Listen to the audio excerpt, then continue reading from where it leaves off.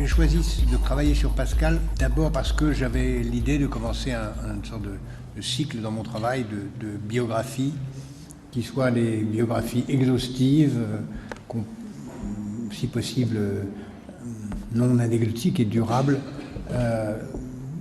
qui me satisfassent plus que d'autres que j'avais lues, parce que je trouve qu'en général les biographies traitent d'un personnage sans le remettre dans le contexte historique, sans voir comment il se situait par rapport à tout ce qui arrivait autour de lui. Et donc j'ai voulu commencer à cerner ce nouvel genre de biographie et le faire sur une série de personnages qui soient des gens qui ont influé sur l'histoire du monde seulement avec leurs idées. J'avais commencé par un homme important, peut-être plus important de l'histoire de la finance du XXe siècle, Sigmund Warburg, et qui m'avait permis en même temps de tracer le portrait de la finance occidentale à travers la grande crise de 29 et les crises antérieures, et la naissance de la finance d'aujourd'hui avec tout ce qu'on sait de ce qu'elle porte.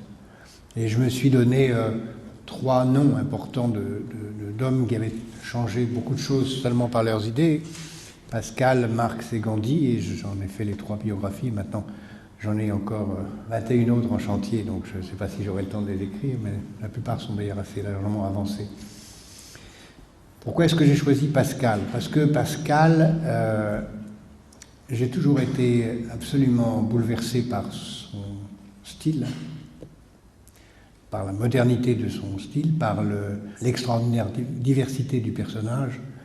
C'est un très grand physicien, c'est un grand mathématicien. Il a, je rappelle, été à la source du calcul des probabilités, de la géométrie projective, du calcul intégral et de beaucoup d'autres théories fondamentales. C'est un très grand physicien puisqu'il a un des premiers, sinon le premier, inventé la physique expérimentale, démontré l'existence d'une couche de l'atmosphère et l'existence du vide. C'est un extraordinaire écrivain, et c'est d'abord ça.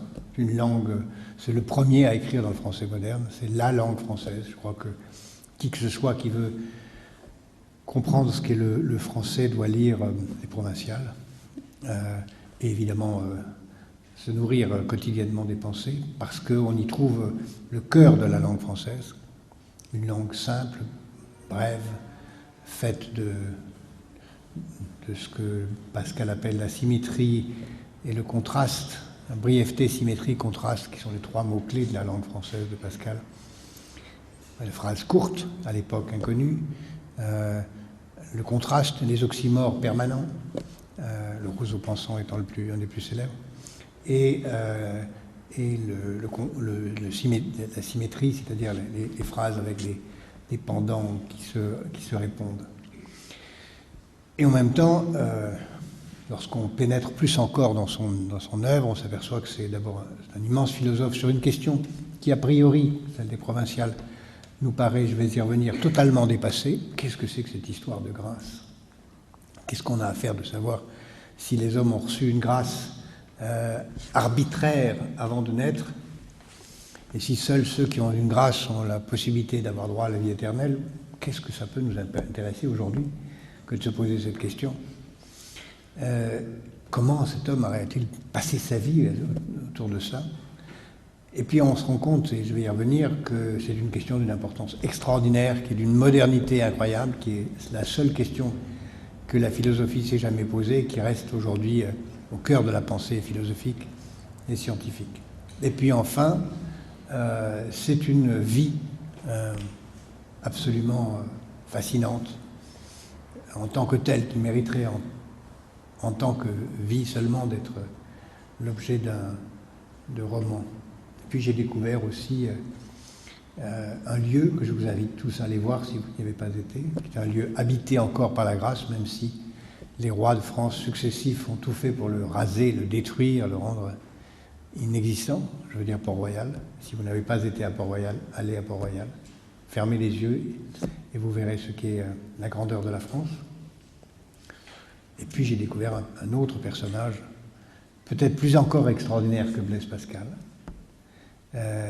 qui m'a ému vraiment profondément et dont j'ai essayé de rendre le destin tout au long ce livre, c'est Jacqueline, sa sœur, qui a sans doute une importance très considérable dans la vie de Blaise, mais aussi tout court, et qui renvoie au lendemain de la journée de la femme à cet extraordinaire écrasement de l'intelligence féminine tout au long des siècles. Elle était un génie philosophique et littéraire qui n'a pu manifester son génie que dans son rapport avec son frère, dont elle a sans doute d'ailleurs écrit une partie de l'œuvre, mais ça sera très difficile à jamais établir, même s'ils ont co-signé un certain nombre de textes qui montrent sa puissance intellectuelle extraordinaire. Rapidement rappelé, Pascal est, comme vous le savez tous, né autour de 1620, 1623, et parcourt une quarantaine d'années de vie très courte. Né à Clermont-Ferrand, d'un père qui est un extraordinaire inventeur de la pédagogie moderne. Pour ceux d'entre vous qui ont été ou sont dans l'enseignement, il faut regarder la façon dont le père de Blaise Pascal interdit à ses enfants d'aller à l'école et leur enseigne lui-même, leur enseigne des choses qu'à condition qu'ils comprennent avant que ça va servir à quelque chose, que c'est utile. Donc on n'enseigne pas les mathématiques parce que ça ne va pas, on ne voit pas très bien à quoi ça va servir. On enseigne d'abord le français, puis on motive l'intérêt pour les choses, et c'est sans doute grâce à cette marginalité qui va être le cœur de Pascal, marginalité immédiate, ce père qui est veuf très jeune, que ses trois enfants, un fils et deux filles, dont la troisième va avoir un destin beaucoup plus banal que les deux autres, vont exprimer leur extraordinaire liberté de parole, liberté de pensée. Et il se trouve que le hasard, sans doute, ou pas le hasard, ça renvoie à la théorie fondatrice de Pascal, la théorie de la grâce, il se trouve qu'il y a deux génies sur les trois. Est-ce que ces deux génies sont géniaux parce que leur père leur enseigne ainsi, ou est-ce que leur père leur enseigne ainsi parce qu'il a compris qu'il avait affaire à des monstres intellectuels? On ne le saura jamais. Puis ils partent à Paris, et à 13 ans, ce gamin, mêlé par son père au cœur du premier groupe intellectuel qui commence à penser libre, on est au début du XVIIe siècle où il devient impossible de penser hors de l'Église. N'oublions pas que 30 ans plus tôt, on a encore brûlé quelqu'un à Place Saint-Pierre à Rome pour avoir dit refusé de croire que la Terre était au centre de l'univers. Giordano Bruno a été brûlé en 1er janvier 1600. On commence à penser libre, la science, et on commence à penser aussi à l'idée de liberté qui apparaît dans un univers où la France, qui n'est absolument pas le centre de l'économie mondiale, mais est quand même un des grands centres intellectuels et un des grands centres de la liberté de penser. 13 ans, il invente la théorie des coniques, c'est-à-dire la projection, toute la théorie de la projection des éléments dans l'espace sur un plan, ce qui va donner toute la géométrie projective, qui va être d'ailleurs au cœur du développement de l'industrie et des machines jusqu'à aujourd'hui, qu'on appelle dessin industriel ultérieurement, avec des théories que personne n'a trouvées, ce qui entraîne d'ailleurs immédiatement, de la part de la gloire philosophique du moment, à certains Descartes, une extrême colère contre ceux qui peuvent croire qu'un homme de 15 ans peut être capable de trouver des choses aussi complexes. Et la haine entre les... Enfin, la violence de Descartes contre Pascal, qui est d'ailleurs assez mal rendue dans la pièce qui les oppose, ne va pas le lâcher. Et puis ensuite, un peu plus tard, Pascal et son père et ses sœurs partent à Rouen, où le père est nommé haut fonctionnaire, chargé d'ailleurs d'une basse besogne, puisque c'est de réprimer une révolte. Pour faire court, c'est l'occasion de rencontrer Corneille. Pour la sœur, Corneille considère qu'elle est un meilleur écrivain que lui, elle a 16 ans, et elle va écrire, elle va d'ailleurs approcher la cour, elle va être considérée par Richelieu comme une grande promesse, et puis la petite vérole détruit son visage, elle est sortie du monde, et elle va réprimer son intelligence pour en faire être l'inspiratrice de son frère. Et ce couple, parce que c'est un vrai couple, va continuer sa bataille pour atteindre le sommet de l'intelligence. Avec toujours des occasions de rencontres, l'une que je passe, qui est le père étant officier des impôts et qu'il a du mal à calculer tout ce qu'il a à calculer, au passage, le jeune Blaise Pascal invente la machine à calculer, qui est le fondement de l'informatique. Puis il découvre au hasard de certaines rencontres la discussion sur le vide et la pression atmosphérique et va mettre au point l'expérience qui va déboucher à cela, sur la certitude de l'existence de la pression atmosphérique et inventer comme ça toute la problématique de la physique moderne. Nous sommes vers 550, 5 à peu près, 156 très exactement. Et puis en même temps apparaît, il est mêlé pour des tas de raisons anecdotiques au débat sur la grâce. C'est un débat qui peut paraître, je l'ai dit tout à l'heure, extrêmement étrange, mais c'est un débat qui nous paraît bizarre, puisqu'il y a un groupe de gens qui, autour de certains docteurs de l'Église,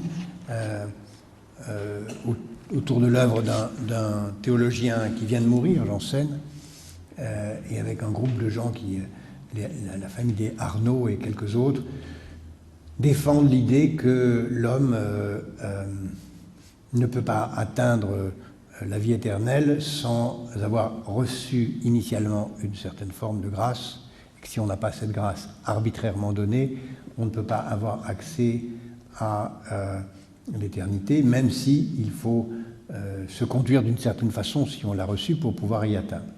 Ce qui, pour nous, paraît sans importance, mais qui à l'époque est d'une importance considérable politique et philosophique. Philosophique parce que dire que la grâce initiale est nécessaire et qu'il faut en plus se conduire de façon modeste et humble détruit totalement la nécessité d'Église même, parce qu'après tout, à quoi sert une Église s'il faut avoir une grâce, et à quoi sert la confession si rien ne permet de gagner l'éternité si on n'en a pas la valeur initiale, le droit initial. Et donc c'est une opposition très forte contre l'Église, et en même temps c'est aussi une opposition politique, puisque c'est le début d'une période où autour des jésuites et de la casuistique, c'est-à-dire la théorie qui va permettre d'avoir des accommodements avec le péché, il y a l'émergence d'une théorie de la liberté individuelle. Et nous, hommes d'aujourd'hui, nous sommes en fait en théorie beaucoup plus près des jésuites, des casuistes, que de Pascal, puisque cette théorie de ce que nous sommes déterminés par le destin nous paraît bien étrange. En réalité, il y a chez Pascal aussi l'idée que nous sommes peut-être en partie déterminés par le destin, mais qu'en même temps il nous appartient de jouer notre rôle. Il prend des métaphores magnifiques, en particulier celle du paysan qui a un terrain, il a un très beau terrain ou un très mauvais terrain. Suivant le terrain qu'il a, il peut avoir de très bonnes récoltes, mais suivant la pluie qui tombe, la grâce, et suivant le travail qu'il fournit, les résultats sont évidemment très différents. Donc il y a malgré tout le jeu de la liberté à l'intérieur de la grâce chez Pascal. Et cette bataille va trouver très vite une expression politique, puisque à la fois l'Église et le pouvoir politique s'opposent à ces gens qui prônent l'austérité, la rigueur, la morale. À Port-Royal, qui est à quelques kilomètres à vol d'oiseau de cet endroit où le roi va construire le plus beau palais d'Europe, Versailles, il va écrire, à la demande de ses amis qui sont beaucoup plus grands théologiens que lui, mais qui sont incapables d'écrire aussi bien que lui, il va écrire des lettres anonymes, écrites par un personnage imaginaire, à un ami de province, ce sont les provinciales, que je vous invite infiniment à lire et à relire, parce que c'est un texte d'une drôlerie extraordinaire, d'une qualité de polémiste extrême, et qui sont aussi d'ailleurs l'occasion d'un véritable roman d'aventure, puisqu'il les publie sous pseudonyme. D'ailleurs, il va publier toute sa vie sous pseudonyme. Il y a Pascal, de son vivant, va publier 50 pages en tout, sous le nom de Blaise Pascal. Le reste, il le publiera sous 7 pseudonymes différents de son vivant ou après sa mort, dans les textes qu'il aura laissés. Et ces textes, c'est l'occasion d'une première bataille où les textes sont écrits d'une telle façon qu'on puisse les publier avec des presses portatives, qu'on puisse les camoufler, qu'on ne puisse pas trouver les auteurs, qu'on ne puisse pas trouver les imprimeurs. Et c'est une bataille dans Paris où la police est ridiculisée parce qu'elle cherche l'auteur et elle ne le trouve pas. Et donc c'est en même temps, très curieusement, au nom d'une volonté théologique, la première expression d'une liberté d'expression et le premier vrai texte qui s'oppose au pouvoir royal, avec d'ailleurs quelque part un peu plus tard une phrase qui pour moi est particulièrement forte quand il dit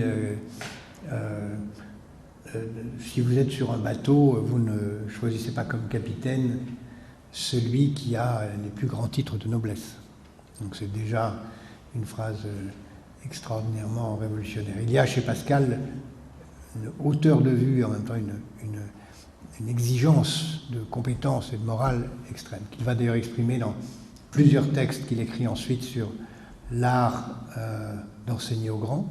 Il y a des textes pédagogiques, et puis des notes qu'il prend, dont on ne sait pas vraiment ce qu'il en aurait fait, qu'on publiera après sa mort sous nom de pensée, qui sont des idées philosophiques qu'il note ici ou là sur tous les sujets.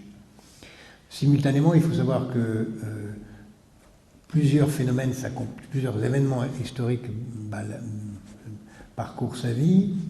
Sa sœur veut rentrer dans les ordres, lui ne veut pas, parce que s'il rentre dans les ordres, il ne la verra plus, il a besoin d'elle. Son père, qui comme lui ne veut pas qu'elle rentre dans les ordres, donc sa sœur ne peut rentrer dans les ordres que quelques semaines après la mort de son père, et lui fera tout ce qu'il peut pour l'empêcher d'entrer dans les ordres, et continuera à la voir dans la clôture au couvent qui s'installe à Port-Royal. Lui-même vient s'installer à côté de sa sœur, et ce couple continuera autant qu'il peut avec cette extraordinaire distance qui est ainsi créée. Et puis, comme il est très très très malade tout le temps, il faut oublier que Blaise Pascal a souffert toute sa vie, sans doute d'une tumeur au cerveau, en tout cas de mal aux dents, et qu'il faisait des mathématiques pour ne pas penser à la douleur. Il continue à faire des mathématiques, il invente le début de la théorie du calcul intégral, avant de mourir en 1663-62, juste au moment où le roi devient le roi soleil.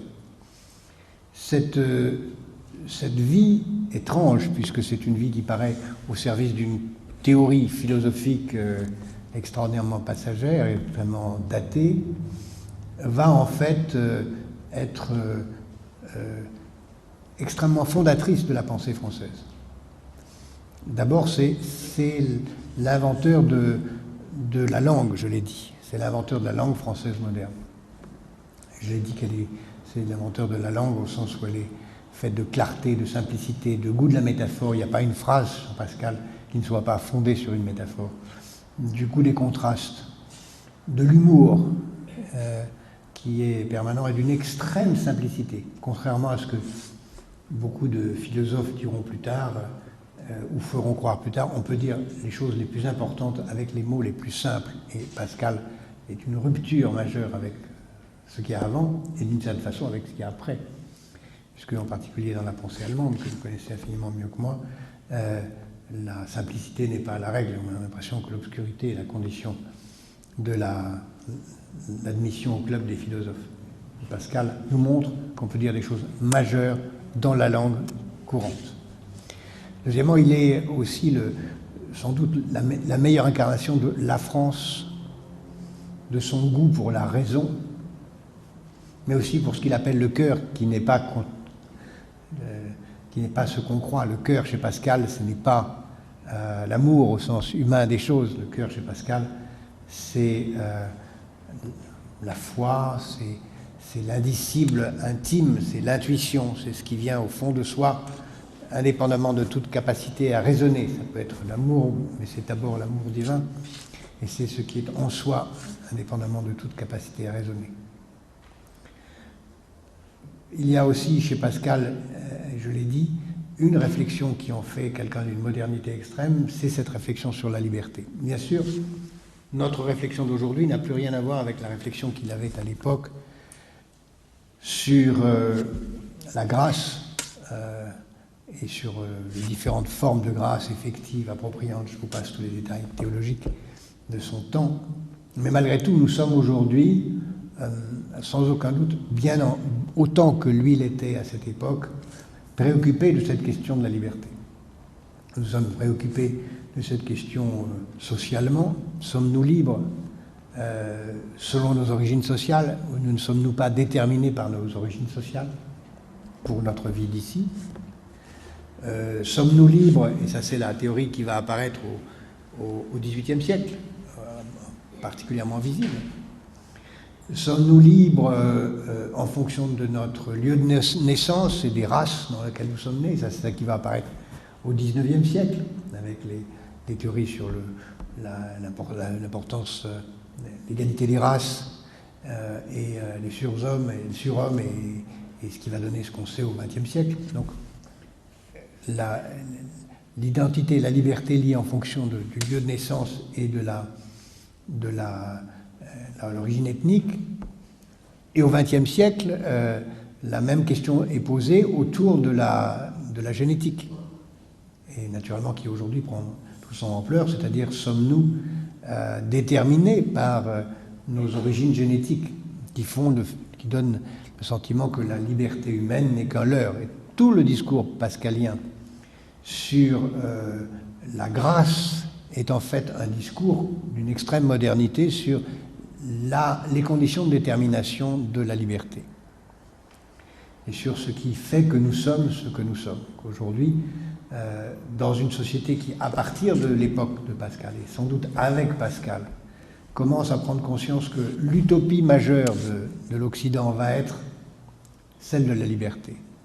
Où Pascal nous met en garde, bien avant tout le monde, sur l'illusion de la liberté, comme étant quelque chose qui ne peut pas être absolu, puisque de toute façon on est limité par l'origine sociale, le pays où on est né, la langue qu'on parle, la nature de notre existence, que Pascal appelle l'existence, et la situation, c'est-à-dire l'organisation dans laquelle on s'exprime, et la façon dont on peut tenir compte de la situation et de l'existence, les deux formes de lien. L'existence, c'est l'être que je suis, la situation, c'est l'environnement dans lequel je me trouve, qu'on peut sublimer, dit Pascal, dans la conscience, c'est-à-dire dans l'expression d'une valeur qui dépasse l'un et l'autre, en prenant acte des conditions et des contraintes. D'aujourd'hui, d'une extrême importance dans un monde où nous avons fait, plus que jamais, et d'ailleurs, d'une certaine façon, c'est la manifestation s'en trouve dans la crise actuelle, nous avons fait de la liberté individuelle la valeur absolue. Comme si nous pouvions être totalement libres de tout. Libres de choisir la vie qu'on veut, libres de choisir toute forme d'existence, et en particulier libres de ne pas avoir de contrat stable avec les autres. Et Pascal nous dit que de toute façon cette liberté est contrainte par les conditions même de notre naissance et par l'environnement dans lequel nous nous trouvons. Et en même temps, peut-être plus encore, il y a chez Pascal, je l'ai dit tout à l'heure, quelque chose qui est une réflexion très profonde sur la façon dont il nous faut nous conduire ici et maintenant à l'égard de la seule question qui vaut la peine d'être réfléchie, c'est celle de notre attitude à l'égard du temps. Comment nous inscrire dans le temps?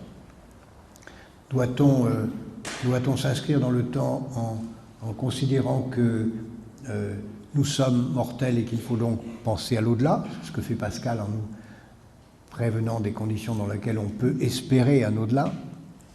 Doit-on s'inscrire dans le temps en ne se préoccupant pas du temps présent et oubliant le monde simplement par la distraction? C'est ce que fait Pascal en disant que les hommes vont être happés par le divertissement. Faut-il au contraire penser le temps en disant que nous sommes aujourd'hui dans une situation d'extrême précarité et que la seule façon de vivre cette précarité, c'est d'en trouver les règles de probabilité, et donc de développer une théorie des probabilités qui va nous conduire, ce que lui fait, puisqu'il est aussi au passage l'inventeur de la théorie de la probabilité, à mettre en place des mécanismes d'assurance qui vont nous protéger contre les risques. Et il y a donc chez Pascal l'extraordinaire conscience de ce que les trois formes les plus modernes aujourd'hui d'attitude à l'égard de la condition humaine, c'est-à-dire je ne m'occupe de rien, je ne veux rien savoir, je me distrais, ou je m'occupe de ma vie ici et je m'en protège par l'assurance, qu'elle soit collective ou privée, ou encore la vie ici ne compte pas, la seule chose qui compte c'est l'éternité. Ce trio d'attitudes diverses à l'égard de la vie, ces trois se trouvent au cœur et plus que par personne proposés dans la réflexion de Pascal. Et puis il y a, peut-être plus que tout, il y a une vie d'une extrême intensité. Et je crois que c'est ça qu'on peut peut-être regarder avec le plus de passion, c'est cette vie où chaque instant est intense. Depuis l'âge de 7 ans, quand il commence à réfléchir, jusqu'à l'ultime seconde de sa vie, quand il invente la compagnie des autobus, parce qu'il fallait traverser Paris pour aller d'un endroit de ses relations à un autre, où il met en place le premier système de transport en commun ayant jamais existé, en passant par chaque instant de sa vie, passer à écrire, à prendre des notes, à penser, à calculer, à écrire, à se battre. Il n'y a pas un instant vide dans la vie de Pascal, sauf peut-être 2 années où il a été tenté de se mêler à la vie du monde. On ne lui connaît aucune relation sentimentale, sauf sa sœur, qui n'est pas une relation incestueuse, mais qui est certainement une relation, disons, sentimentalement totalement incestueuse, même si évidemment elle n'est certainement pas physiquement. On ne lui connaît aucune relation sentimentale. C'est pour autant une vie d'une intensité extrême qu'il savait lui-même très courte et qui nous donne, je crois, le modèle le plus magnifique de ce que peut être chez quelqu'un l'expression de la liberté. Ce qui est fascinant à voir, c'est comment Pascal, en tant qu'intellectuel, en tant qu'écrivain, a survécu après sa mort. Quand Pascal meurt, personne ne le connaît. Les Provinciales ont été publiées sous un autre nom, Salomon de Montalt. Ces textes ont été publiés ces textes mathématiques sous d'autres noms. Les pensées qu'il avait jetées sur différentes feuilles de papier ne sont pas publiées. Lui-même n'a pas laissé d'instructions pour qu'on les publie. Différents autres petits textes d'1 page, 2 pages, 3 pages ont été publiés au total sous 7 noms différents.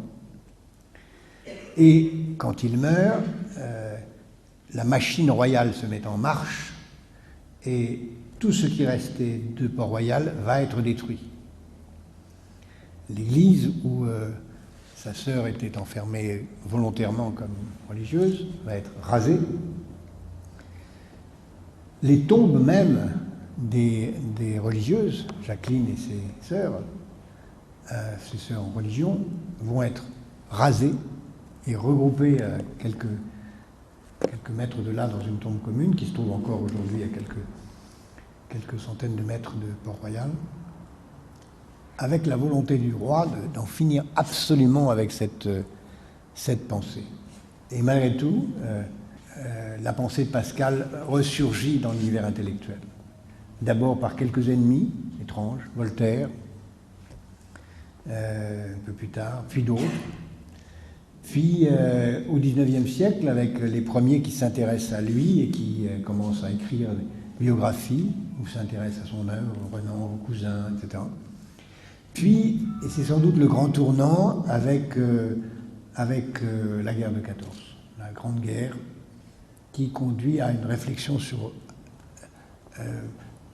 pendant la guerre, sur l'absurdité de la vie, sur qu'est-ce que c'est que cette condition humaine où tous les hommes sont condamnés, comme dit Pascal, à avancer vers le bourreau l'un après l'autre enchaînés. Et il y a brusquement, dans les tranchées, ce petit livre qui commence à circuler, qui est lu, qui console, qui donne du sens. Il fait qu'après la Première Guerre mondiale, beaucoup de choses sont écrites sur Pascal, beaucoup de biographies sont écrites, comme certains l'ont été écrites juste avant la guerre, d'autres le sont écrits juste après la guerre. Et peu à peu, la prise de conscience des dangers de l'absurdité de la condition humaine vont donner à Pascal une nouvelle vie qui ressurgit ensuite comme étant la reconnaissance de cette multiplicité du premier journaliste, du premier philosophe, du premier écrivain de langue française, du plus grand mathématicien de l'histoire française. Dieu sait que la France a eu avant et après lui beaucoup de mathématiciens qui font de cet être une énigme merveilleuse qui nous apprend, je crois, avant tout à vivre avec intensité. C'est, je crois, le principal message qu'on peut retenir. Je vous remercie. Vous avez évoqué le rapport entre Descartes et Pascal. Ils se sont effectivement rencontrés, il y a eu des entrevues entre les deux. Est-ce qu'il reste des témoignages ou des écrits relatant leurs entrevues? Quelle était l'influence de l'un sur l'autre? Et quelle est la différence fondamentale à vos yeux entre la philosophie de Descartes et la philosophie de Pascal, étant entendu que tous les deux disent que Dieu est maître de tout, mais l'homme reste libre et reste responsable? Ils se sont rencontrés Pascal avait 22-23 ans. Il rentrait d'un moment assez pénible. Il revenait de Rouen, où il avait été avec son père. Il s'était installé à Paris de passage. Et Descartes était de passage en rentrant des Pays-Bas. Descartes avait demandé à Pascal de venir le voir. Pascal avait accepté, puis Pascal était très malade. Et donc le grand Descartes, immensément célèbre, a accepté de se déplacer pour voir Pascal chez lui, rue Brisemiche. À l'époque, il habitait dans cette rue à Paris. Alors, ils se sont vus une première fois dans un après-midi, et là, il y avait deux témoins, Jacqueline et Robert Val, qui était un physicien ami de Pascal. Et puis, ils sont revenus, Descartes est revenu le lendemain, et là, ils sont vus en tête-à-tête. Donc, on a un témoignage par Robert Val de la première rencontre, où ils se sont engueulés, terriblement, sur la question du vide. Et parce que l'opposition théorique en physique, c'est que Descartes ne croyait pas à l'existence du vide, pensait qu'il y avait un éther qui se glissait quand on retirait le mercure dans le tube. Et donc, Descartes a fait un cours ce soir-là à Pascal pour expliquer que toute sa théorie du vide était absurde, il n'y avait pas de vide. Et Pascal n'a pas répondu, parce qu'il n'avait pas encore fait l'expérience finale qu'il allait faire un peu plus tard, donc Pascal n'a pas répondu. Et on ne sait pas de quoi ils ont parlé le lendemain matin, parce que la conversation est en tête-à-tête. On pense qu'ils ont continué cette conversation et que Descartes a cherché à comprendre qui était ce gamin qui avait inventé des tas de trucs et qui commençait à réfléchir, puisque cette conversation a lieu avant les provinciales. Donc il n'y a pas encore l'opposition philosophique ultérieure. En réalité,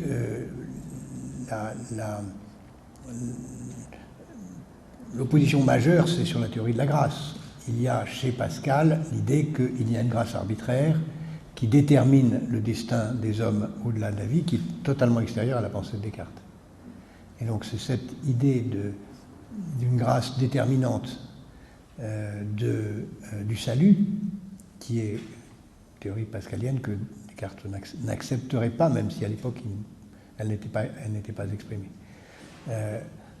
Maintenant, tous les deux ont aussi évidemment une passion de la science qui va les rassembler, mais il y a de la part de Descartes, vous me direz, je suis un peu partisan parce que j'ai pris parti pour Pascal en l'étudiant plus que Descartes, il y a chez Descartes une extrême jalousie à l'égard de Pascal, qui est beaucoup plus jeune que lui, 30 ans d'écart, et qui est un petit génie qui a trouvé les choses que lui n'a cherchées en vain.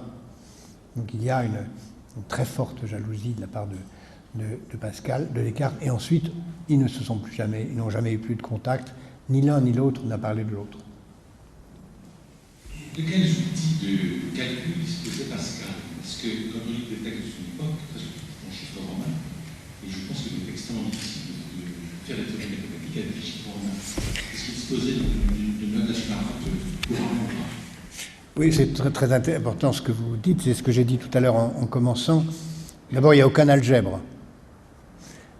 Il y a un petit usage du zéro et un petit usage des chiffres romains, mais la quasi-totalité du calcul est fait des chiffres arabes, ou indiens en fait, et la quasi-totalité du calcul est fait en chiffres romains et sans aucun instrument d'algèbre. Aucun. Et donc ça rend les démonstrations extraordinairement complexes. C'est d'ailleurs, à mon avis, une des raisons pour laquelle Pascal a inventé beaucoup de choses dans la langue française, c'est que quand on lit les provinciales, c'est une démonstration mathématique. Et comme dans ces démonstrations mathématiques, lui qui avait une obsession de la brièveté, il a cherché 100 théorèmes préalables utilisables, puisqu'il n'avait aucune base. Aujourd'hui, les mathématiques avancent très vite parce qu'on a une base de données de théorèmes déjà développés qu'on peut appliquer selon le théorème machin, etc. Donc on n'a pas besoin de les redémontrer. Lui, il n'avait presque rien, sauf ce que les Grecs avaient laissé, qu'il est obligé d'écrire en français la quasi-totalité de ce qu'on démontre aujourd'hui en trois équations. Donc il ne disposait de rien, sauf la puissance de son esprit. Et donc il invente le calcul des probabilités à partir du carré magique et tout ça sans aucune base algébrique. Je voudrais noter au passage l'importance que Pascal accorde au divertissement. Quelque part, c'est une invention de la modernité 3 ou 4 siècles d'avance. Est-ce que vous pourriez nous en dire davantage de l'importance du jeu Il y a chez Pascal quelque chose aussi de fascinant, c'est que quand il rentre de Rouen, où il était avec son père et sa sœur, il se mêle brusquement par des amis pendant presque 2 ans au monde des salons. Et là, il y a des joueurs. Et donc, il est dans ce monde. Et donc, on peut penser d'ailleurs qu'il va s'y perdre, parce qu'il est fasciné par le jeu, parce qu'il est assez joli garçon, et qu'il est très courtisé, parce qu'il est un phénomène un peu de foire, même si c'est par ses compétences mathématiques, parce qu'on sait que c'est un enfant prodige. Et donc, il est très ami de joueurs, de grands joueurs, de joueurs de trick-track, de joueurs de tous les jeux de l'époque, parce qu'évidemment, comme on n'avait aucune autre distraction, le jeu était très important. Et donc, il va ensuite le théoriser dans la théorie des probabilités, mais il va aussi le théoriser dans sa haine du monde. Et quand il va très vite sortir de ce monde, c'est pour décrire le monde dans lequel il était entré, dans lequel il était sorti, comme le monde du divertissement, c'est-à-dire du refus de la peur, de la peur de mourir et de refus de la peur de l'au-delà, et donc d'un monde qui est évidemment une question qui est d'une extrême modernité, puisque, comme je le disais tout à l'heure, nous sommes aujourd'hui entre trois stratégies de l'humanité. La stratégie du religieux, c'est-à-dire celle qui reste le fondement de tout, la stratégie de l'assurance, c'est-à-dire ce qui m'intéresse c'est la vie d'aujourd'hui et je cherche à me protéger par l'assurance, assurance sécurité sociale ou assurance privée, et puis la théorie du divertissement. Je refuse de voir le monde, et le divertissement, ça va du jeu, mais c'est aussi la drogue, c'est aussi toutes les formes plus ou moins criminelles du divertissement. Et là, Pascal l'a vu et dénoncé avant tout le monde dans ces termes.